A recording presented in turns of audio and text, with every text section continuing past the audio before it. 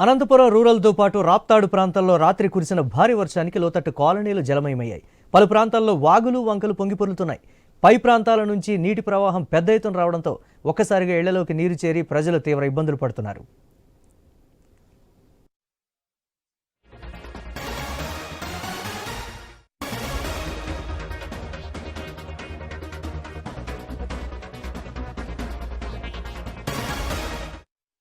Anantapuram rural పరిధిలోని Kakkalapalli colony panchayat, అలాగే ప్రజాశక్తి నగర్, అలాగే రాప్తాడు మండల పరిధిలోని కందుకూరు గ్రామ సమీపంలో ఉన్న సిపిఐ కాలనీలో వరద నీరు పెద్ద ఎత్తున చేరింది.